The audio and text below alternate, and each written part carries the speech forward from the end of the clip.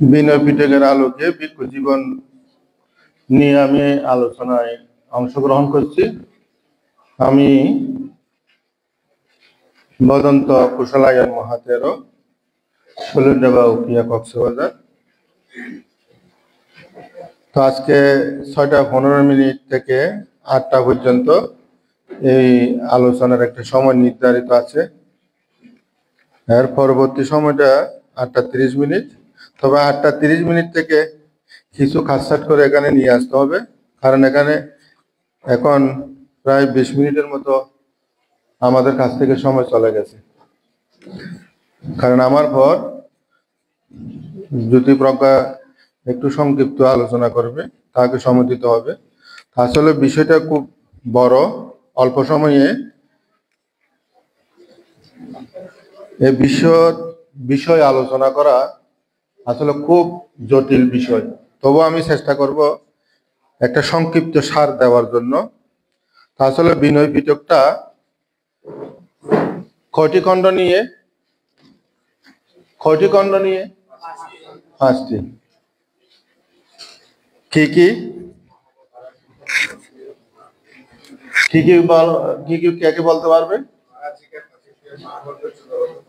পরিবার পাঠক। তাহলে 5টা খণ্ড নিয়ে বিনয় পিটক। কয় হাজার স্কন্ধ? কত হাজার? 21,000 স্কন্ধ নিয়ে বিনয় পিটক।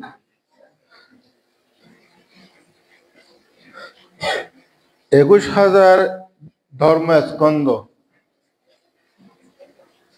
অল্প সময়ে আলোচনা করা কি সম্ভব? 5টি বৃহৎ আকারের বই, ফারাজিকা, কেমন না? আচ্ছা, ফারাজিকা কে অনুবাদ করেছে বাংলায়? কে বলতে পারবে? বদন্ত বুদ্ধবংশ ভিক্ষু। আসলে বিনয় পিটক বলতে এই কথা 5 খণ্ডের গ্রন্থের সমষ্টি। এখন প্রশ্ন হচ্ছে, এই বিনয় শব্দের অর্থ কি জানা আছে? বিনয় শব্দের অর্থটা আমরা কি মনে করতে পারি? বুদ্ধ তথাগত সুদীর্ঘ 45 বছর ধরে মানব সমাজকে অভিজ্ঞালব্ধ দুঃখমুক্তির বাণী প্রচার করেছিলেন। তার উপদেশ শুনে কিছু লোক বুদ্ধের মতোই গৃহজীবন ত্যাগপূর্বক ব্রহ্মচর্য তথা সন্ন্যাস জীবন গ্রহণ করেছিলেন। আর কিছু লোক গৃহী জীবনে থেকেই বুদ্ধ উপদিষ্ট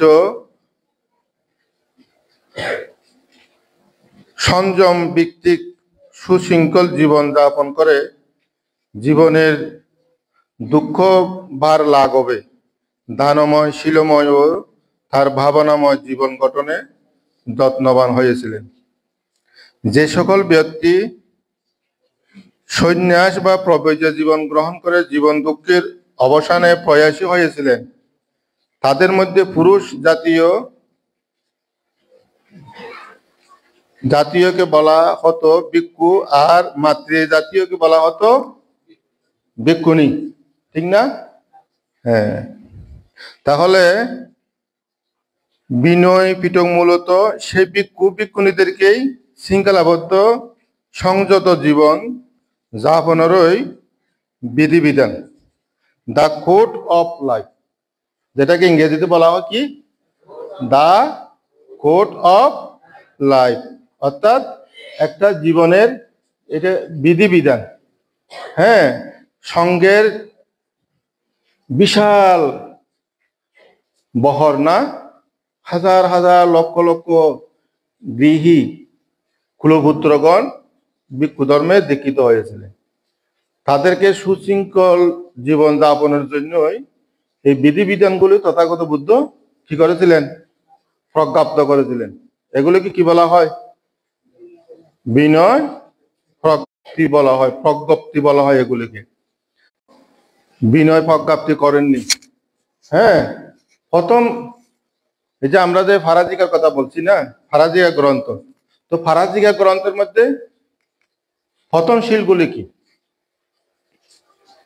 পতনশীল কি? ফারাজিকা গ্রন্থের পতনশীলগুলি কি? কি কি শিল নিয়ে ফারাজিকা গ্রন্থ? পতনশীলগুলি হচ্ছে 7টি ফারাজিকা। 7টি ফারাজিকার মধ্যে প্রথম শিল যে, সেটা কাকে নিয়ে বুদ্ধ প্রজ্ঞাপ্ত করেছিলেন? সুদিন্য ভিক্ষুকে নিয়ে এই বিনয় বিধান প্রজ্ঞাপ্ত করেছিলেন। এর আগে তিনি এগুলি প্রজ্ঞাপ্ত করেননি। হ্যাঁ, তো দ্বিতীয় শিলটি ধনীয় স্থবির। ধনীয় স্থবির। তৃতীয় শিল, তৃতীয় শিলটা কাকে নিয়ে করেছিল?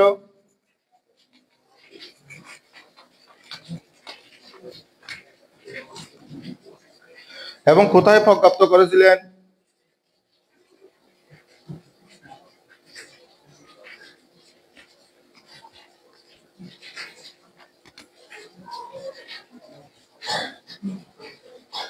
তৃতীয় শিলটি বৈশালীতে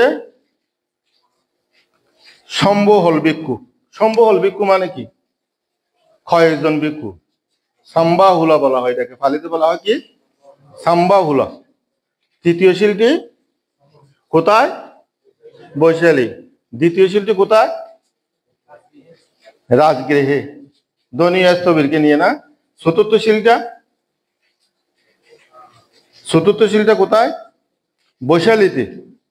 ওইটা বৈশালীতে বজ্ঞ মুদ্রা ভিক্ষুদেরকে নিয়ে এটা প্রণীত হয়েছিল।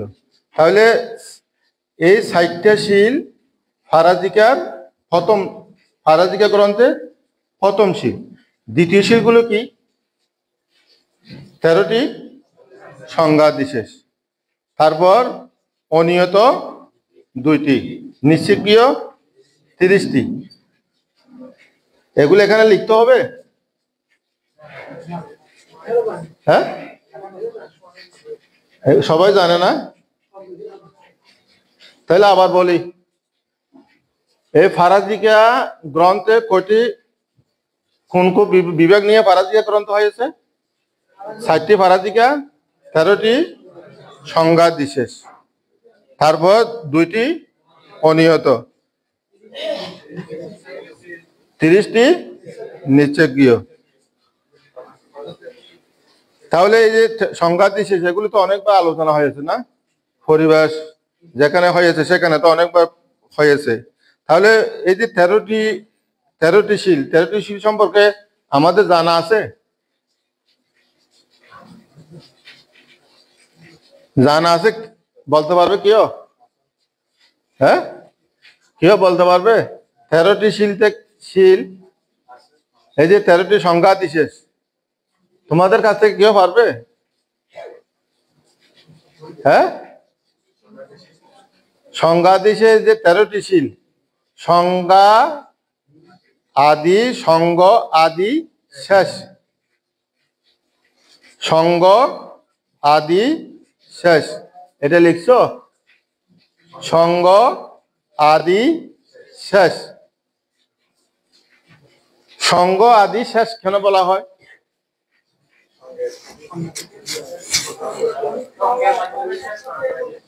হ্যাঁ,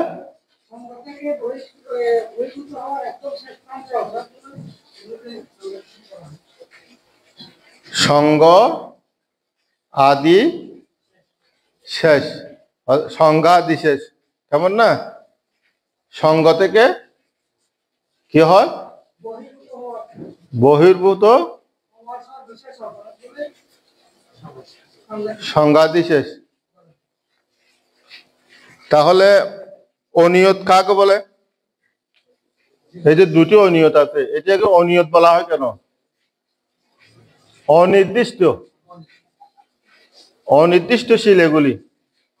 হ্যাঁ, যেমন ফারাজিকার ক্ষেত্রে, সংজ্ঞাদিশের ক্ষেত্রে কেউ যদি বলে যে অমুক ভিক্ষু কি হয়েছে, ফারাজিকা হয়ে গেছে, তাহলে তার থেকে কি হতে হবে? অন্ততপক্ষে যে গৃহী বলবে তার থেকে কি হতে হবে? শ্রোতাবন্য হতে হবে অন্ততপক্ষে। দ্বিতীয়টা কোন সংজ্ঞা দিছে? দ্বিতীয়টা কি সংজ্ঞা দিছে? কোনো গৃহী যদি সেটা যদি অনির্দিষ্টভাবে বলে, হ্যাঁ, তাহলে এই জন্য বলা হয় এগুলিকে অনির্দিষ্টশীল। আচ্ছা, নিচে গিয়েও কয়টি বর্গ? 3টি বর্গ। কি কি বর্গ? শিবর বর্গ, খুশিও বর্গ, তারপর হচ্ছে পাত্র বর্গ। এক বর্গের মধ্যে কয়টি শিল? 10টি শিল। তাহলে এটা হচ্ছে আমাদের ফারাজিকা গ্রন্থ। ফারাজিকা বলা হয় কেন? সদ্ধর্ম থেকে পরাজিত হয় বলে তাকে ফারাজিকা বলা হয়। তো আসলে এখানে আমার থেকে জানে অনেক ভিক্ষুরা এখানে আছে না? অবশ্যই আছে। তবে আমাদের থেকে কিছু বিষয় শ্রবণের দিকে আমাদেরকে অবশ্যই মনোযোগী হতে হবে। এখানে আমরা সবাই একে অপরকে চিনি, জানি, বুঝি, কেমন না? কিন্তু যখন এখান থেকে একজন ছোট ভিক্ষু এখানে ফাঁদ দেবে, একজন বড় ভিক্ষু থেকেও তাকে গুরুত্ব দিতে হবে, এটা মনোযোগী হতে হবে। তার ফাঁদগুলো কি করতে হবে? মননশীলতার মধ্যে দিয়ে এগুলিকে গ্রহণ করতে হবে। প্রত্যেক ক্ষেত্রে আমাদের একটা মননশীলতা থাকতে হবে। যেমন আমাদের ডিপ লিসেনিং থাকতে হবে, গভীর শ্রবণ আছে সবার? গভীর মনোযোগ আছে আমাদের? হ্যাঁ, অবশ্যই থাকতে হবে। তো এগুলো যদি আমরা ভালো না করি তাহলে এখানে আমরা কিছু শিখতে পারবো না। আমরা যদি মনে করি বানতে কি বলবে, বানতে কি জানে, বা আমি বা আরেকজন যে যে কেউ হোক না কেন, কেমন না, এরকম মনোভাব না আনে আমরা যা শিখি এটা আমাদের জন্য বড় পাওয়া বলে মনে করতে হবে। এগুলো আমরা অন্যভাবে বলতে পারতাম। এখানে আসার কারণ হচ্ছে কি, এটার মধ্যে একটা কি আছে? আকর্ষণ থাকে, মনোযোগ থাকে। এখানে যদি একটা শব্দ লেখা হয়, এটা সবার একটা কি হয়? মনোযোগ আকর্ষণ হয়। এখানে আমাদের যারা শিক্ষক আছে এরা প্রতিনিয়ত শিক্ষা দান দিচ্ছে না? তাহলে আমি একটা এখানে এমন একটা ব্যবস্থা করতে চাই, আমাদের ভিক্ষুরা সবাই শিক্ষক, ঠিক না? সবাই শিক্ষক, যাতে এটা সবাই ফাঁদদানটা আমাদের মধ্যে দিতে পারে, একে অপরকে কি করতে পারে? দিতে পারে। সে যোগ্যতাটা আমাদেরকে আয়ত্ত করতে হবে, সে কোয়ালিটি আমাদের কি করতে হবে? অর্জন করতে হবে। যদি আমরা অর্জন করতে না পারি তাহলে আমরা অনেক পিছনে চলে যাব। আমাদেরকে যারা শিক্ষিত হয়ে যাবে তারা আমাদেরকে মূল্যায়ন করবে না। আমরা এখানে সবাই লেখাপড়া করছে না, এবার পাস করছে না, তো তারা পারবে না কেন? তারা স্কুল কলেজে লেখাপড়া করে নাই। তাদেরকে এগুলি এভাবে আমাদেরকে শিক্ষা দিতে হবে। আমাদের জ্যোতিপ্রিয় একটা এখানে প্রতিষ্ঠান করে দিচ্ছি সামনে, উদ্দেশ্যটা হচ্ছে এভাবে শিক্ষা দেওয়ার জন্য ভিক্ষু শ্রামণকে। এখন আমাদের ভিক্ষু শ্রামণরা কি করে? স্কুল কলেজে যেভাবে পাঠ গ্রহণ করতে যায়, এখানে পাঠগুলো গ্রহণ করে না। কারণটা কি? আমাদের ব্যর্থতা। আমাদের ভিক্ষুদের ব্যর্থতার কারণে আমাদের ভিক্ষু শ্রামণেরা কলেজের প্রতি মনোযোগী হচ্ছে, স্কুল কলেজের প্রতি মনোযোগী হচ্ছে, কেমন না? তাহলে এটা আমাদেরকে এখান থেকে শিখতে হবে, এগুলো আমাদেরকে প্রশিক্ষণ দিতে হবে।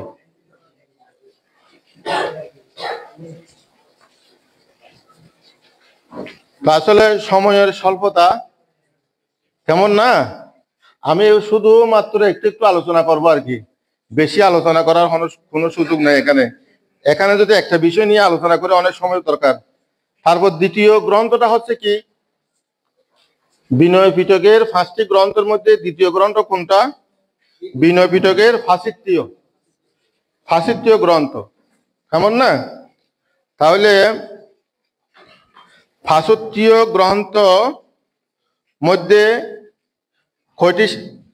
ফাঁসিত্য গ্রন্থের মধ্যে কি কি শিল নিয়ে ফাঁসুত্তীয় গ্রন্থ হয়েছে? ফাঁসুত্তীয় শিক্ষাপদ 92টি। কয়টি? ফাঁসুত্তীয় শিক্ষাপদ 92টি। এখানে লিখতে হবে।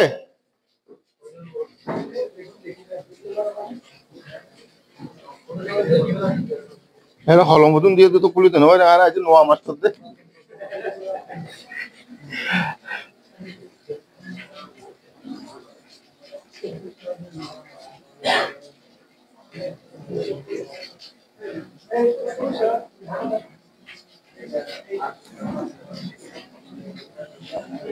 এই যে ফাঁসুত্তীয় গ্রন্থ কেমন না, এটা বিনয় পিটকের দ্বিতীয় গ্রন্থ। বিনয় পিটকের দ্বিতীয় গ্রন্থ। তাহলে দ্বিতীয় গ্রন্থের মধ্যে কি কি শিল নিয়ে এটা ফাঁসুত্তীয়টা গ্রন্থ হয়েছে এটা আলোচনা করবো। যে 92টি ফাঁসুত্তীয় শিক্ষাপদ, 92টি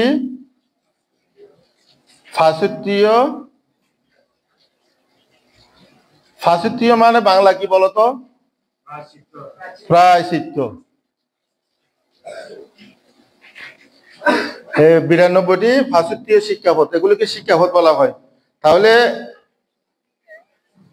আর কি আছে? ফটিদেশনীয় আছে 60টি। কয়টি? কোন গ্রন্থে? ফাঁসুত্তীয় গ্রন্থে। ফটিদেশনীয় 60টি প্রতিদেশনীয়।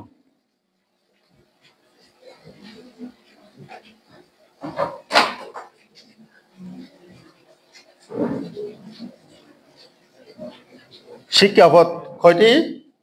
60টি। সেকীয় কয়টি? 75টি সেকীয় কোন গ্রন্থ আছে? ফাঁসুত্তীয় গ্রন্থে। অর্থাৎ বিনয় পিটকের দ্বিতীয় গ্রন্থ হচ্ছে কি? ফাঁসুত্তীয়। এই ফাঁসুত্তীয় গ্রন্থের মধ্যে কোন কোন শিল আছে? এক হচ্ছে ফাঁসুত্তীয়, 2 হচ্ছে ফটিদেশনীয়, 3 সেকীয়। কয়টি? 75টি।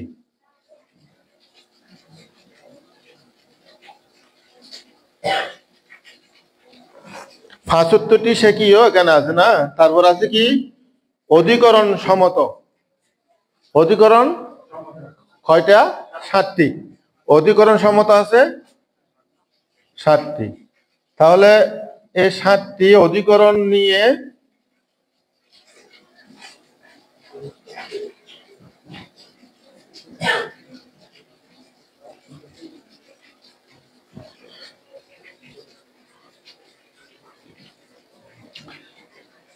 তাহলে কয়টি শিল পাওয়া গেছে এখানে? কয়টি? 92, 96, 96 আর 176। 176 শিল নিয়ে কোন গ্রন্থ? ফাঁসুত্তীয় গ্রন্থ। তাহলে আমি পূর্বেরটা বলবো আবার। 178টি না, 76 না। আবার যোগ করো তো।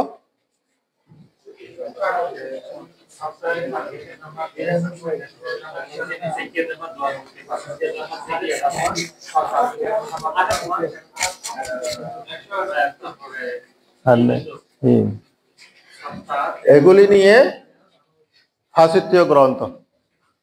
ঠিক আছে। এর আগেরটা কি বলছিলাম? ফারাজিকা। তাহলে ওখানে কয়টি শিল ছিল? ওটাতে লেখি নাই। 60টি ফারাজিকা না, 13টি সংজ্ঞা দিয়ে কয়টি হলো? 17। 2টি অনিয়ত 30। 49টি শিল নিয়ে কোন গ্রন্থ? ফারাজিকা গ্রন্থ। তাহলে এগুলো টোটাল করে নাও। টোটাল করে নাও না। হ্যাঁ, তাহলে মূলত এই 2টি গ্রন্থ সংক্ষেপ সার সংগ্রহ কোনটি বলতে পার?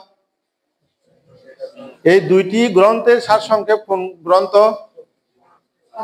ভিক্ষু হাতিমুখ্য, ভিক্ষু হাতিমুখ্য হচ্ছে এই দুইটি গ্রন্থের সারসংক্ষেপ। বুদ্ধ দুইটি গ্রন্থের সারসংক্ষেপ দেশনা করেছিল, পাতিমুখ্য উদ্দেশ্য করেছিল। কোথায় করেছিল? মাঘী পূর্ণিমায়। কোন জায়গায়?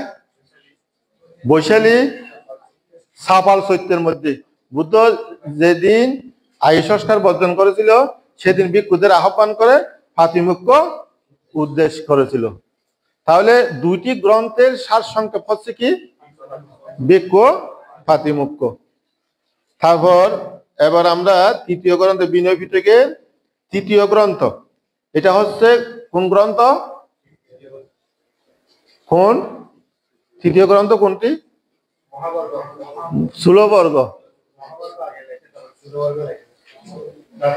আচ্ছা, ফাঁসিটিও কে অনুবাদ করেছে বাংলায়?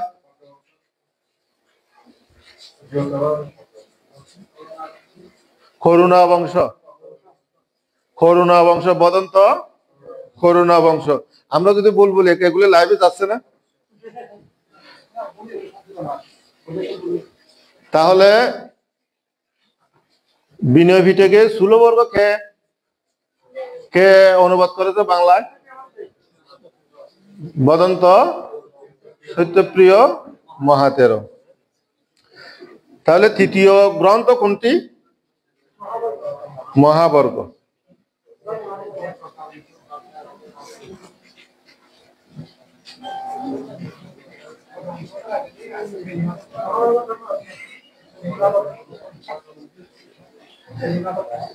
তাহলে এখন আমরা বিনয় পিটকে স্থূলবর্গ।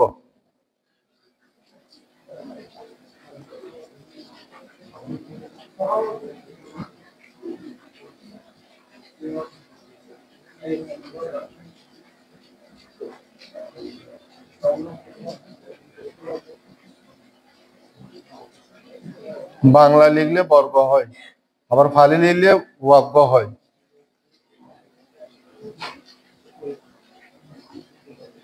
তাহলে বিনয় পিটকে স্থূলবর্গ।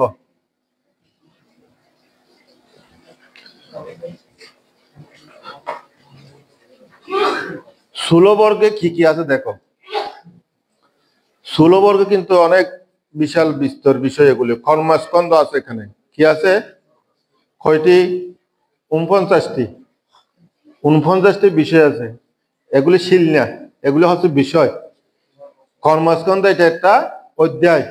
এই অধ্যায়ের অধীনে কয়টি বিষয়? ৪৯টি বিষয়। পারিভাষিক স্কন্ধ আছে, ৯টি বিষয় আছে ওখানে। কয়টি বিষয়? ৯টি বিষয়। সমস্ত স্কন্ধ ১ থেকে ২৬টি ওখানে বিষয় আছে। তারপর আছে মূলে প্রতিকর্ষণ, ১৮টি ওখানে বিষয় আছে। সমত স্কন্ধ আছে ওখানে ১৫টি বিষয় আছে। ক্ষুদ্র বস্তু স্কন্ধ ৪৫টি ওখানে বিষয় বস্তু আছে। তারপর শয়ন আসন স্কন্ধ ওখানে ৫১টি বিষয় আছে ওখানে। সংঘভেদক স্কন্ধ ২১টি, ব্রত স্কন্ধ ১৪টি, পাতিমুখ্য স্কন্ধ ১০টি, ভিক্ষুণী স্কন্ধ ৫০টি, পঞ্চশৌতিক স্কন্ধ ১১টি, সপ্তশৌতিক স্কন্ধ ১১টি। সর্বমোট কত হয়েছে? তাই বুদ্ধিমান যারা আছে তারা এগুলি কি নোট করছে? আমি বলে দেব। সর্বমোট বিষয় ৩৩০টি বিষয়। এই স্থূলবর্গ গ্রন্থের মধ্যে কি আছে? বিষয়বস্তু নিয়ে এই স্থূলবর্গ। হ্যাঁ, এটাকে ফালিতে সুল্লা ওয়াগ্য বলা হয়। সুল্লা ওয়াগ্য বলা হয়, বাংলায় স্থূলবর্গ বলা হয়। স্থূল মানে কি? ক্ষুদ্র। আসলে এই গ্রন্থে মূলত পরিবেশ বিষয়ে বিস্তর আলোচনা আছে। কোন বিষয়ে? পরিবেশ বিষয়ে। কেন পরিবেশ নিতে হয়, হ্যাঁ, পরিবেশ কিভাবে প্রতিকার করা হয়, আবার পরিবেশ নিয়ে আবার ওখানে যে মূলে প্রতিকর্ষণ হয়, আবার ওই মূলে প্রতিকর্ষণ গুলো আবার কিভাবে প্রতিকার করা হয়, এই যাবতীয় বিষয়গুলো নিয়ে এখানে আলোচনা আছে এবং সংঘভেদ নিয়ে আলোচনা আছে এখানে। হ্যাঁ, তাহলে এগুলো এখানে লিখলে তো সময় যাবে না, লেখার প্রয়োজন আছে? হ্যাঁ, এখানে লেখার প্রয়োজন আছে। এই যে বিনয় ফিটকে স্থূলবর্গের বিষয়গুলো আমি বললাম না, স্থূলবর্গের মধ্যে কি বিষয়টা বেশি সবচেয়ে? সংজ্ঞাদিশেষ আপত্তিগ্রস্ত বিকুরা, কেমন না? পরিবেশ নেওয়ার যে বিধিবিধান নিয়মাবলী আছে, এই স্থূলবর্গ গ্রন্থের মধ্যে সবচেয়ে বেশি আলোচনা আছে। তো এটা হচ্ছে তৃতীয় গ্রন্থ বিনয় পিটকের। চতুর্থ গ্রন্থ কি? বিনয় পিটকে মহাবর্গ। চতুর্থ গ্রন্থ কি? বিনয় পিটকে মহাবর্গ।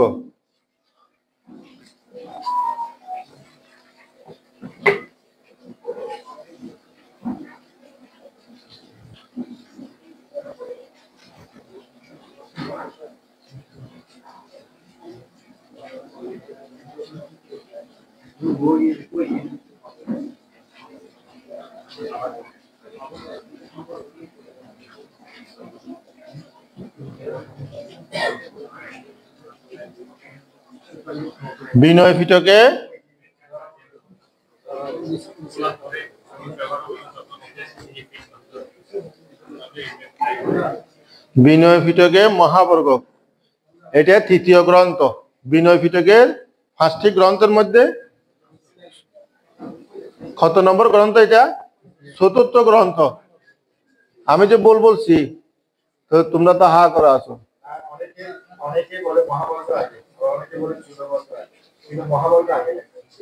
না, এখানে আমি যেভাবে সিরিয়াল পাইছি তো এখানে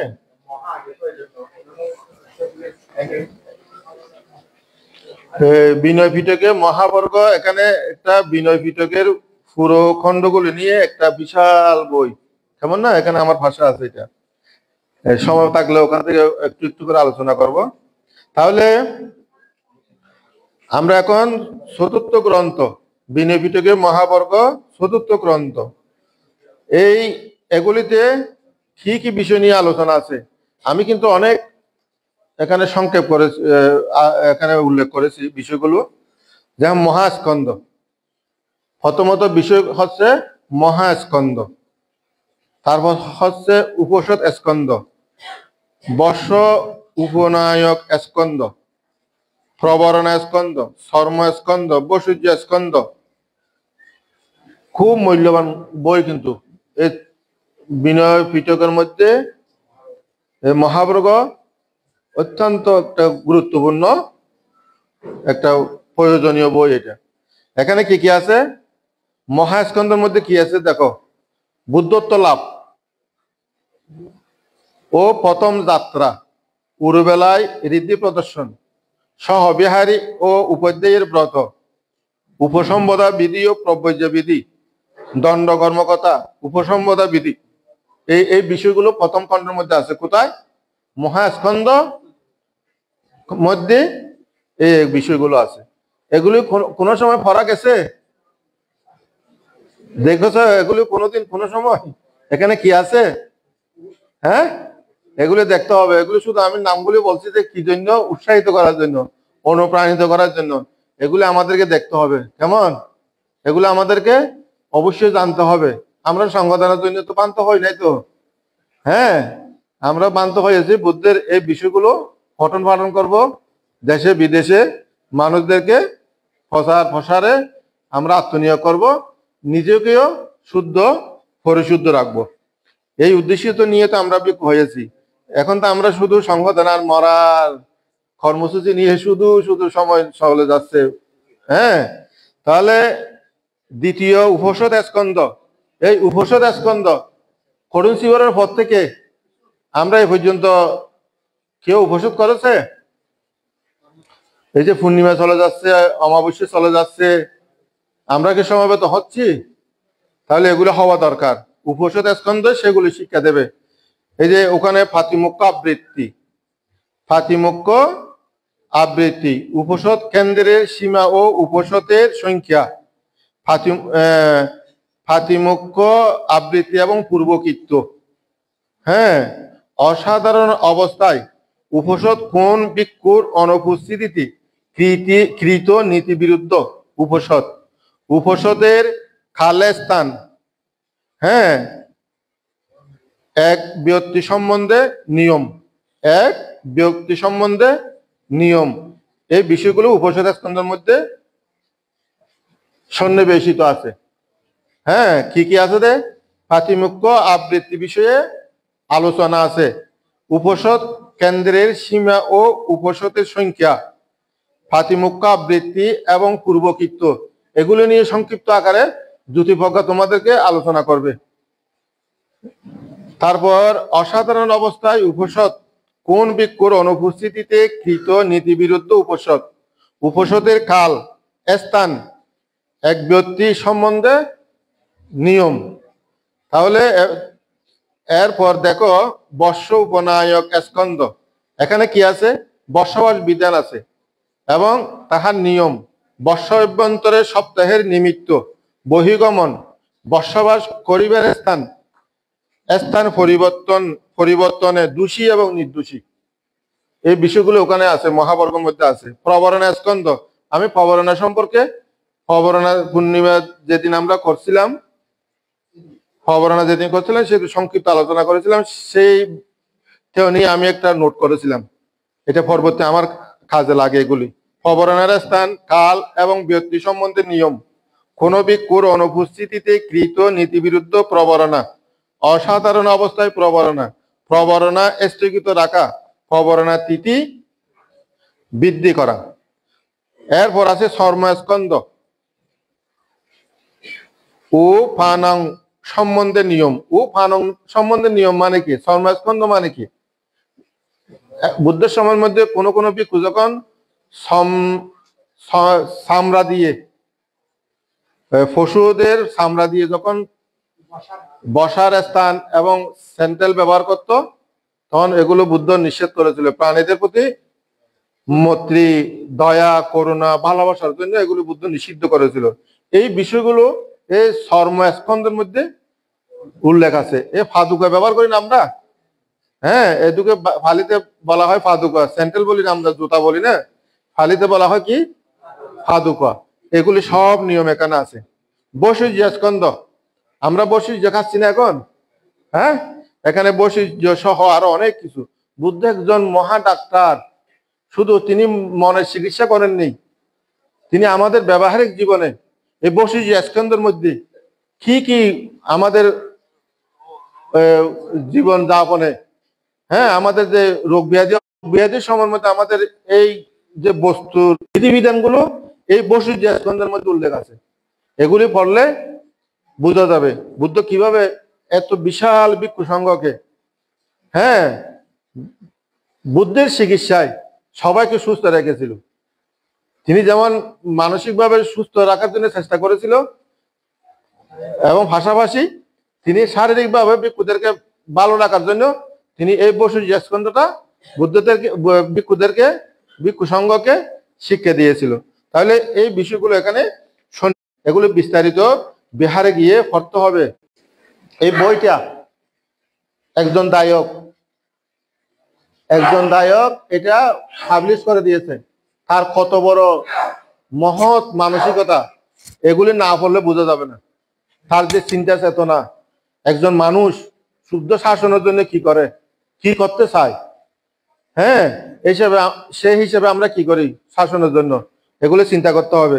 এই বইটা সব ত্রিপিটক এভাবে ছাপানোর জন্য সে একটা ব্রত নিয়েছিল, তবে বিনয় পিটকটা হয়ে গেছে। আমি কিছুদিন আগে এক জায়গায় দেখলাম সূত্র পিটকও করেছে, এগুলো আমাদের হাতে আসে না কিন্তু।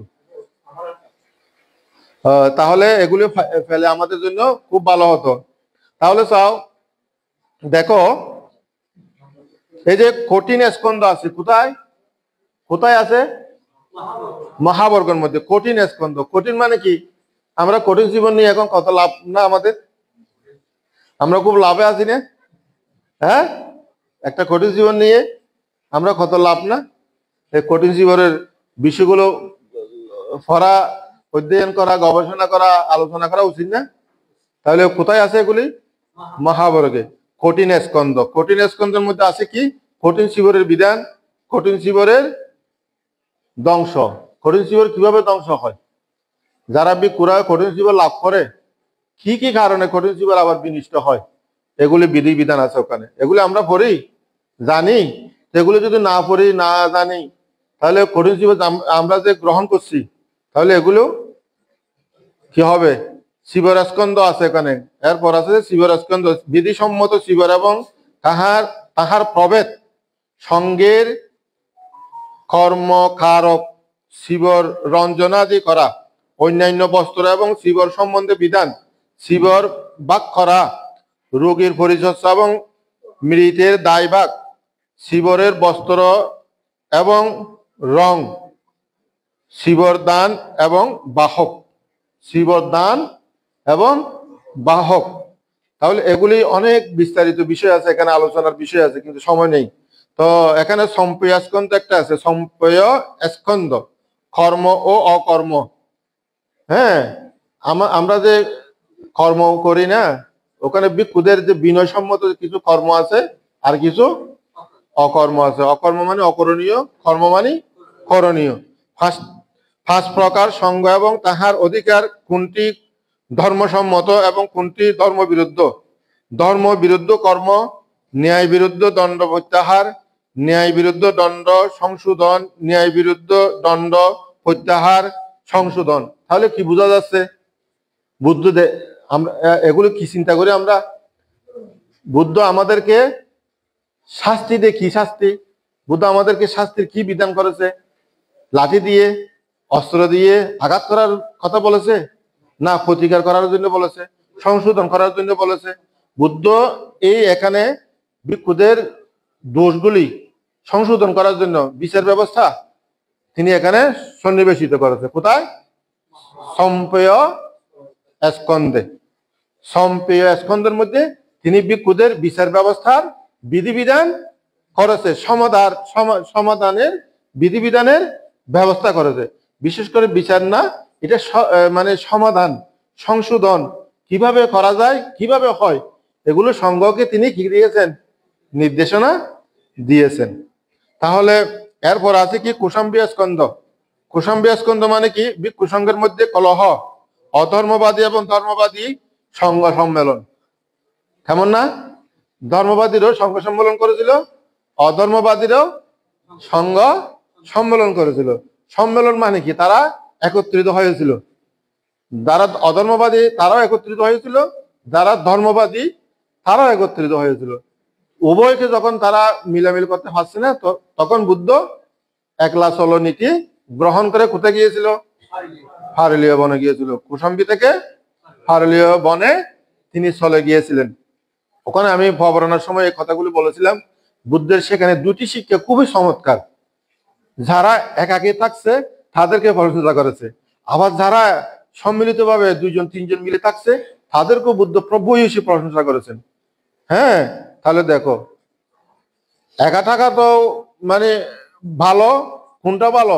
আবার আমরা তো এখন অন্য উদ্দেশ্য নিয়ে থাকি, এটা কিন্তু না, এটা কখনো হয় না। নিজের পরিশুদ্ধি এবং অপরের মঙ্গল কামনায় যারা একাকী জীবন যাপনে, এটাই শ্রেষ্ঠ। এখন শুধু আমার সুবিধার জন্য যদি আমি একা হয়ে যাবো, আমি একা হয়ে যাবো, আমি একা থাকবো, এটা কখনো হয় না। তাহলে এভাবে কুশাম্বী স্কন্ধের মধ্যে ওই যে আমাদের বুদ্ধের সময় যে একটা ঘটনা ঘটেছিল, সে সম্পর্কে বিস্তারিত বুদ্ধ তাদেরকে শিক্ষা দানের জন্য যে যে বিষয়গুলো আলোচনা হয়েছিল, সেটা এখানে কি করা হয়েছে? সন্নিবেশিত করা হয়েছে। তারপর পঞ্চম গ্রন্থ কোনটি? পরিবার ফাটু। এটা ফালির মধ্যে বলা হয় পরিবার ও ফাটু। তাহলে পঞ্চম গ্রন্থ হচ্ছে পরিবার ফাট। বিনয় বর্গের 5টি গ্রন্থের মধ্যে সর্বশেষ হচ্ছে কি? পরিবার।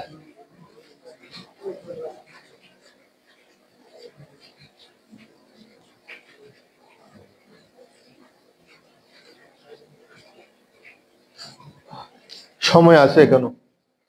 আমি সময়টা দেখে নিলাম আর কি, আমি তো বলতে থাকলে তো হবে না শুধু। তাহলে এখন কোনটা হবে?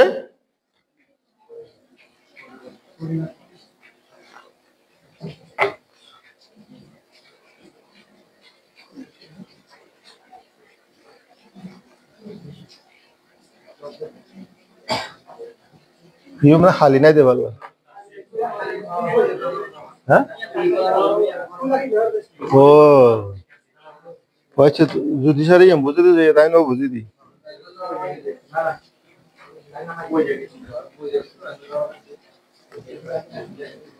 হাই নোয়া মাস্টার তো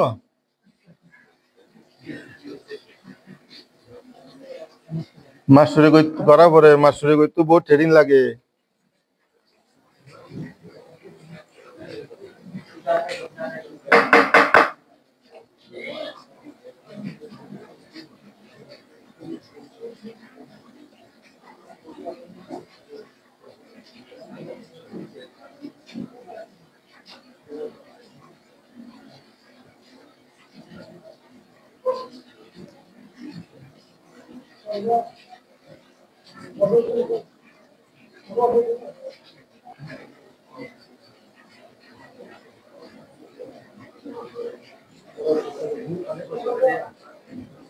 হয় দুই জলে তো ভরত শুধু তাহলে পরিবার পাঠও আমরা একটু দেখি এখানে কি কি বিষয় আছে পরিবার পাঠে দেখা যাচ্ছে কি আসলে এই গ্রন্থটা আমি আগে থেকে বলছি এটা হচ্ছে প্রশ্ন উত্তর আমি যেটা পরে দেখেছি এটা হচ্ছে প্রশ্ন উত্তর বুদ্ধ কেন খাকে কিভাবে কোথায় এ জাতীয় হ্যাঁ যেমন ফারাজিকা কোথায় খাকে নিয়ে কেন এ জাতীয় বিষয়গুলো কোথায় আছে পরিবার পাঠে আছে হ্যাঁ তাহলে বোঝা যাচ্ছে কি পরিবার পাঠ হচ্ছে একটা প্রশ্ন উত্তর গ্রন্থ তো এগুলো আমাদের জানা উচিত না তাহলে দেখো এই যে পরিবার পাঠের মধ্যে দেখা যাচ্ছে প্রথমে ফারাজিকা খন্ড তাহলে এখানে আবার ওই ফারাজিকা গুলো কেন আসলো কারণ হচ্ছে কি ওখানে ফারাজিকা বিষয়টা পরিষ্কার করার জন্য এখানে নিয়ে আসছে আবার তারপরে আবার এই যে আমরা ওখানে যে হিন্স গুলি পাচ্ছি ওই যে পাঁচিমুখ গ্রন্থে এখান থেকে গেছে এগুলি মূলত এখান থেকে গেছে ইতিহাসটা এখান থেকে গেছে কাকে কেন কোথায় এখান থেকে গেছে এগুলি তাহলে বলা হচ্ছে কি সংঘাতি শেষ খণ্ড অনিয়ত নিচ্ছক্রিয় কাণ্ড হ্যাঁ ফাঁসুত্রীয় খণ্ড এটা মনে হচ্ছে এখানে আমি বইটা দেখতে গিয়ে একই বিষয় কিন্তু দুই এক জায়গায় দেখা যাচ্ছে আমার মনে হয় এগুলি প্রিন্টিং মিস্টেক হতে পারে যেমন ফারাজিয়া খণ্ড এটা ওখানে আছে আবার এদিকে দেখা যাচ্ছে কি ফারাজিকা কাণ্ড আবার একই বিষয় ভিতরেও দেখা যাচ্ছে আচ্ছা যাক এগুলো বিষয় নয় আমাদের বিষয় হচ্ছে মূলত বিষয়গুলো কি বুদ্ধ উপস্থাপন করেছেন ফাঁসুত্রীয় খণ্ড শিক্ষণীয় অর্থাৎ শেখীয় পর্ব এখানে আপত্তি পর্ব কথা নিঃস্বকীয় খণ্ড ফাঁসুত্রীয় খণ্ড শেখীয় খণ্ড খাতা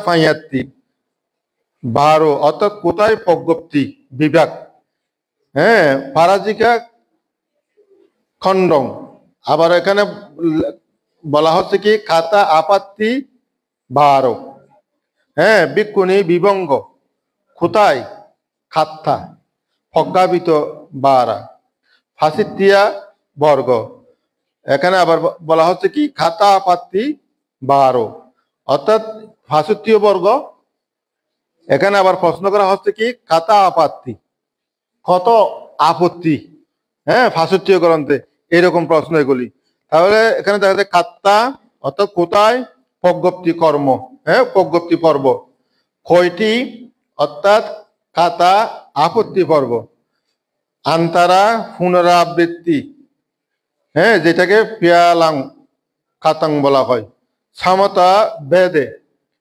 হ্যাঁ একক উত্তর নিয়ম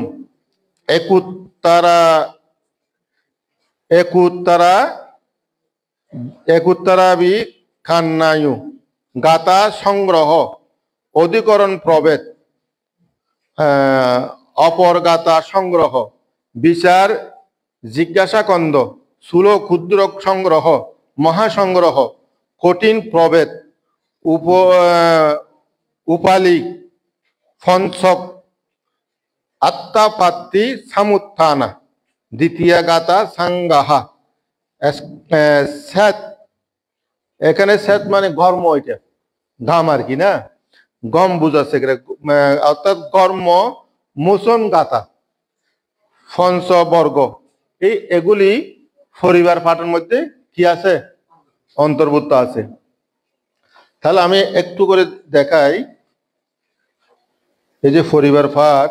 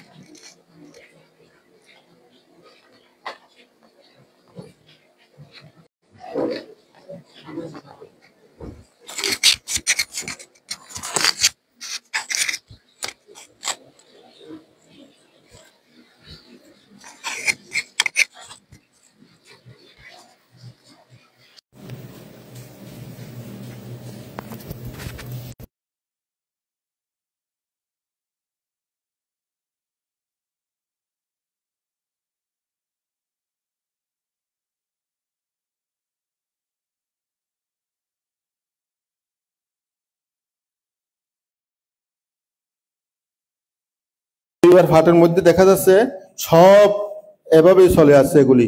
আমি আরেকটা দেখাই,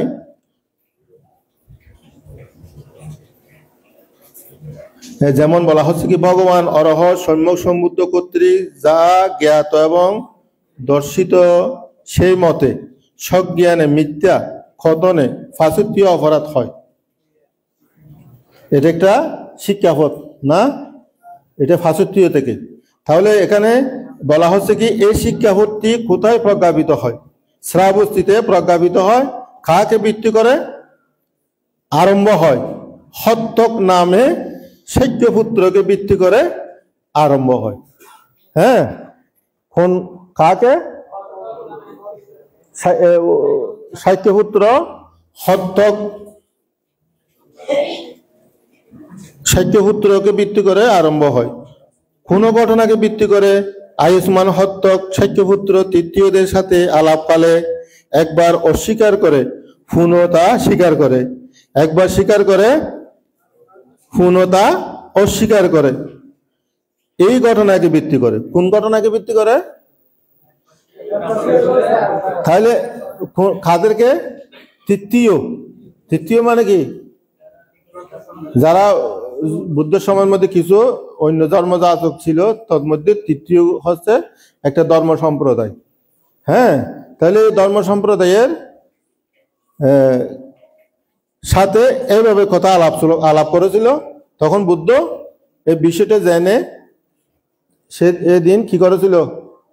মিথ্যা ভাষণ থেকে বিরত থাকার জন্য শিক্ষাপদটা প্রজ্ঞাপ্ত করেছিল। এখন বোঝা গেছে এই যে পরিবার ফাটটা এরকমই এভাবে হয়ে এসেছে। যেমন এই যে খবল বর্গের কথা বলি, এখানে একটা খবল বর্গ আসছে।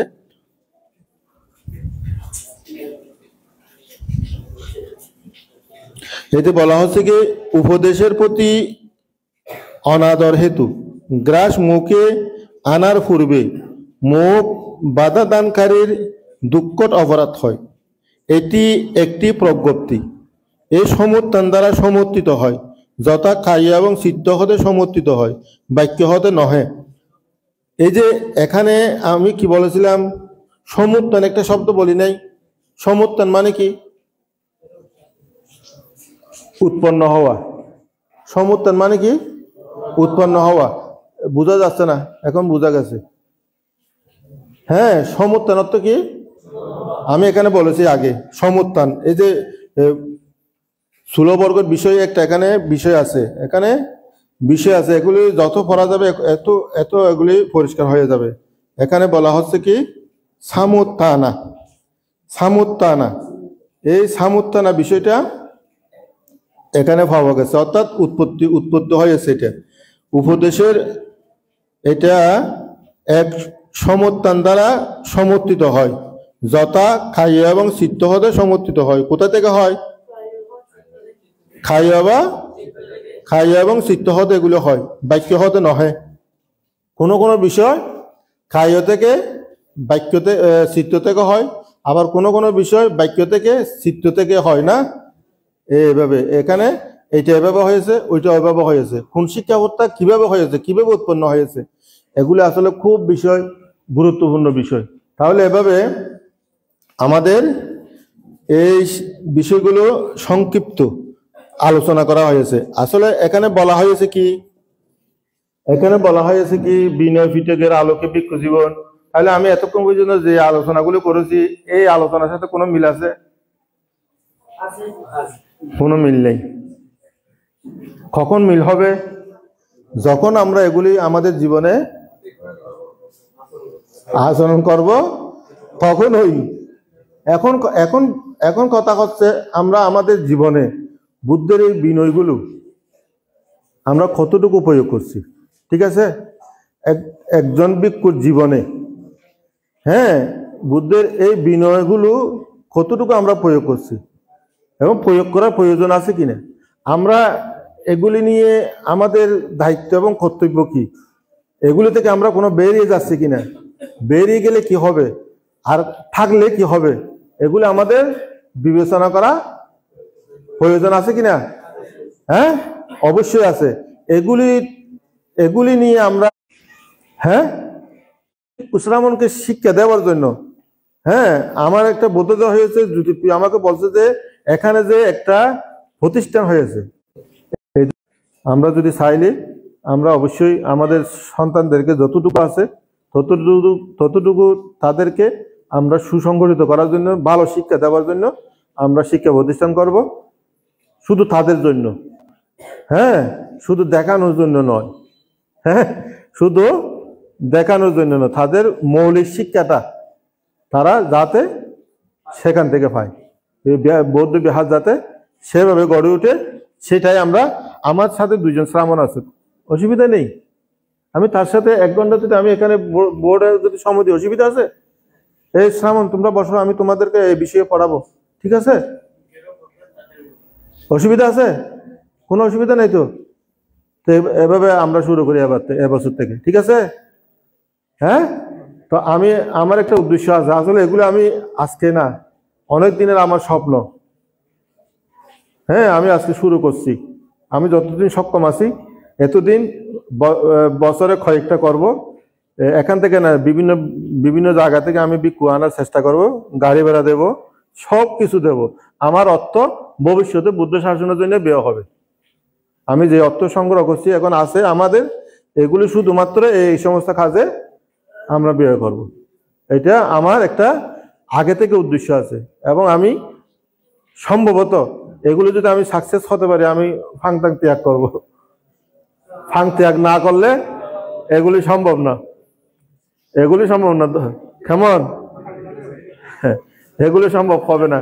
তাহলে আজকে আমি আর আলোচনা বেশি করছি না, শেষ করে দিচ্ছি। জ্যোতিবাবু একটু আলোচনা করবে, আমরা শুনবো সবাই কি করে। তো সবাইকে ধন্যবাদ জানাচ্ছি। আমাদের এই বিনয় পিটকের আলোকে ভিক্ষু জীবনটা হচ্ছে আসলে মূল বিষয়। আমি যেগুলো আলোচনা করেছি এগুলির সাথে কোনো কি নেই, মিল নেই। মিল হবে কখন?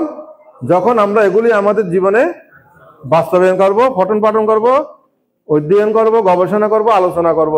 আলোচনা করার জন্য, গবেষণা করার জন্য বিশ্ববিদ্যালয়ে যেতে হবে না, আমরা আমাদের এগুলিকে কি করব, বিশ্ববিদ্যালয় হিসেবে গঠন করার চেষ্টা করব।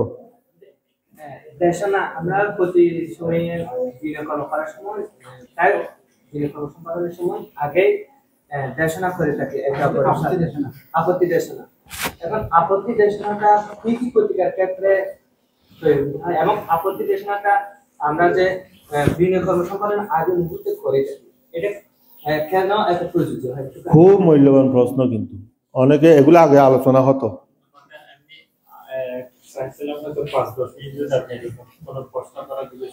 অবশ্যই আমি তো ওকে সময় দেওয়ার জন্য, না হলে তো অবশ্যই এই যে ইয়াং জেনারেশন যারা আছে, খুব গুরুত্বপূর্ণ কথা। এই জন্য তো আমি বিপুলানন্দ আসুক এখানে আমি চাই। তো ঠিক আছে, অবশ্যই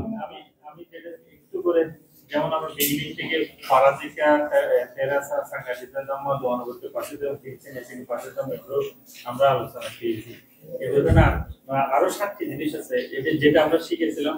পা সা তু আফা দু দু, fa parazika sa sangadita tu tulasaya fa pakidesania papa papa du pakidesania pasidia du du du dubasita dukkata দুঃখটা সপ্তাহ আপত্তি হ্যাঁ এগুলো সবই আপত্তি এখন সপ্তাহ আপত্তি স্কন্ধ বলা হয় সপ্তাহ আপত্তি এই সপ্তাহ আপত্তি এগুলো মুখস্থ রাখার জন্য আমরা যেগুলো শিখেছি পাসাতু পাপা দু দু ঠিক আছে তো দেখছো মনে রেখে দিছে এটাই তো শিক্ষা হ্যাঁ এই মানে এই যে ওর যেটা বলছে এটা মানে এটা দুঃখটা দুর্বাসিতে কিংবা দুঃখটার অন্তর্গত আমার মনে হয় যেসব বিষয়গুলো মানে ওই ফারাজিকে গ্রন্থ থেকে আলোচনা এখানে ফারাজিকে ছাড়া অন্য সবগুলো আপত্তি যে আপত্তি দেশনা করি এটা এগুলির মধ্যে প্রযোজ্য শুধু ফারাজিকের বেলায়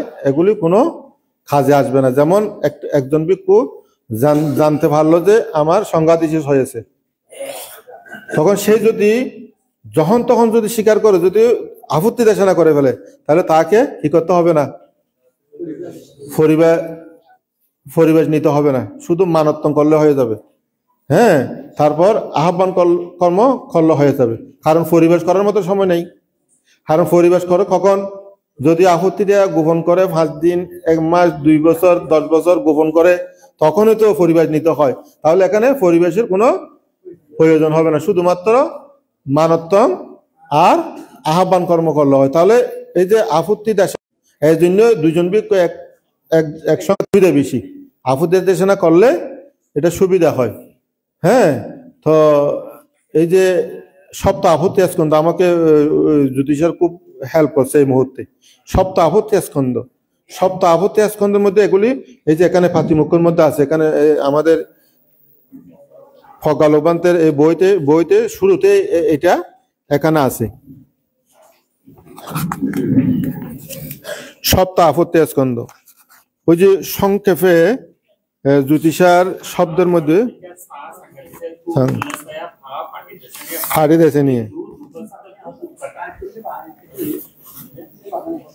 না ঠিক আছে না বার্মিয়া না হর খুব ভালো এটা খুব না ঠিক আছে ফারাজিকে স্কন্ধ সংঘাদিশেষ আপত্তি স্কন্ধ তুল্যসায়া আপত্তি স্কন্ধ ফাঁসিতে আপত্তি স্কন্ধ ফাটি দেশে নিয়ে আপত্তি স্কন্ধ দুঃখটা আপত্তি স্কন্ধ দুর্ভাষিতা আপত্তি স্কন্ধ এখানে আপত্তি অর্থ আপ্রাপ্তি অকুশল প্রাপ্তি ভাব প্রাপ্তি দোষ প্রাপ্তি আপত্তি অর্থ কি দোষ প্রাপ্তি ভাব প্রাপ্তি অকুশল প্রাপ্তি তাহলে আমাদের দেশনাটা কি আপত্তি দেশনার উদ্দেশ্য কি ওই আপ্রাপ্তি থেকে অকুশল প্রাপ্তি থেকে ভাব প্রাপ্তি থেকে মুক্তি আপত্তি দেশনার উদ্দেশ্য কি আপ্রাপ্তি অকুশল প্রাপ্তি ভাব প্রাপ্তি দোষ প্রাপ্তি থেকে মুক্তি আপত্তি দেশনার মূল উদ্দেশ্য হচ্ছে কি এগুলি থেকে মুক্তি 7টি স্কন্ধের মধ্যে 6টি স্কন্ধ খাস করে এই আপত্তি হ্যাঁ তবে ওই আর সংঘাতিশেষের পরে যেগুলি আছে যেমন আমরা এই যে তুল্যসায়া বলি তুল্যসায়াগুলি কি যেমন আমি একটু উদাহরণ দিই আমার এই জিনিসের প্রতি লোভ এসেছে একজন ভিক্ষুর লোভ আসার সাথে সাথে তার মধ্যে একটা সূর্য চিত্তি এসেছে আমি এটা নেব এটা তো মানসিক বিষয় আর একটা কথা বলি এখানে বুদ্ধের প্রাতিমুখ্য শিক্ষাটা হচ্ছে সম্পূর্ণ খায়িক শীল এগুলি হ্যাঁ এগুলি বাচনিক শীল ওখানে মানসিক শীল নয় এগুলি কি করলে হয় দেখো তাহলে বইটা যখন নেওয়ার জন্য মানসিকভাবে এটা চিত্ত উৎপন্ন হয়েছে এটা কেউ জানে না যা অবস্থানে তেতে জানে না যার বিষয়টা তে জানে কিন্তু আপত্তি হয় নাই যখনই না তুলসয়া হয় নাই যখনই স্পর্শ করবে দুঃখটা আপত্তি হয়ে যাবে স্পর্শ করলে দুঃখ হয়ে যাবে যখন এভাবে নাড়াচাড়া করবে একটু এই ফিসটা এভাবে করবে তুল্যছয় হয়ে যাবে, তুল্যছায়া হয়ে যাবে। যখন এটা স্থানান্তরিত করবে তখন পারাজিত হয়ে যাবে। বুঝা যাচ্ছে এখন? এই তুল্যছায়া হচ্ছে এরকম এরকম শিল। একটু উদাহরণ দিছে আর কি না। তাহলে আপত্তি দেশনাটা হচ্ছে এই যে 227 শিলের মধ্যে 60 শিল ব্যতীত আর সব ক্ষেত্রে এটা কিন্তু প্রযোজ্য। দেশনাটা খুব বেশি গুরুত্বপূর্ণ। এই জন্য তো এখানে বিনয় পিটকের মধ্যে দেশনাটা আমাদের খুব প্রয়োজন। হ্যাঁ, যৌতুক চোর আরো কোনো অপরাধ থাকে তাহলে আপত্তি দেশনা করে নিলে আগে, তাহলে ওখানে আর ওগুলি সমস্যা থাকে না। এই জন্য এটা করা হয়। তাহলে আর নয়, আমি সকলের আমাকে সময় দেওয়ার জন্য এবং আমার কথাগুলো শোনার জন্য সবাইকে আমি ধন্যবাদ জানাচ্ছি, আশীর্বাদ জানাচ্ছি, পুণ্যদান জানাচ্ছি। আর যারা বিশেষ করে এগুলো আয়োজন করেছে তারা অনেক কষ্ট করেছে, আমি তাদের প্রতিও কৃতজ্ঞতা ধন্যবাদ জানিয়ে আমার আলোচনার বিষয় এখানে সমাপ্ত করছি।